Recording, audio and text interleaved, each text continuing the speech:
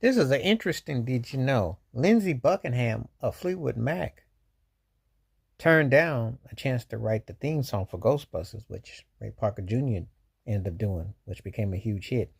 Lindsey Buckingham, I think, had done National Lampoon's movies, did a soundtrack, and he said he didn't want to get that tag. I guess he didn't want to get the Kenny Loggins tag of writing hit songs or writing songs associated with films because even though it's lucrative, you get kind of pigeonholed, and artists are very sensitive about what they get. So this was quite an interesting revelation that Lindsey Buckingham turned down writing a song for the Ghostbusters film. Who knew?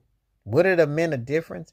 Well, I couldn't imagine Lindsey Buckingham singing a Ghostbusters type of song, but it can be kind of corny, kind of cringy. I mean, especially if the thing falls flat and then it ends up just kind of being uh, one of them kind of songs that you have to sit there and have to hear about it, or with how it would, but actually when people used to would look at your stuff and cringe because they was cornball.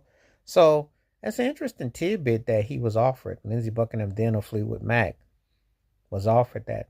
Now, it used to be an honor and a privilege. Depends on what kind of soundtrack we're talking about. Depends on what kind of, the musicality. Lindsey was a very talented guitarist and Fleetwood Mac, multi-instrumentalist. Um, had crazy friction with that whole situation in the band and all that. But Big Love is one of my favorite Fleetwood Mac songs, and he happened to be the main writer of that song. So I always liked his music. I was a talented dude. And, it's kind of interesting when I found out that tidbit. I was like, wow, Lindsey Buckingham turned down Ghostbusters. But then I can understand because you got to have so much the right song. It's got to be catchy. It's got to be snappy. It's got to have a feel good groove. It's got to be something that people going to want to play over and over again. Because like I thought Bobby Brown's On Our Own, what he did with Allie and Babyface was catchy and cool. And it's got to be something that people can kind of vibe and bop to, you know, if it works. If it don't work, then it's a mess. And again, you can be stuck with a run of the mill song from a soundtrack. You got to hit it. You got to hit that thing. You got to hit that film. You got to have something that really is catchy.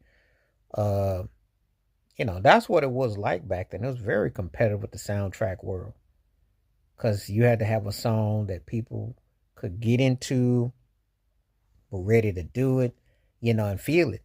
And if the song didn't hit, it could be a nightmare for you. So, interesting when I found out that Lindsey Buckingham turned down writing a song for Ghostbusters. That's interesting. And they gave Ray Parker Jr. I wonder how they go speed dial. And they said, well, who else can we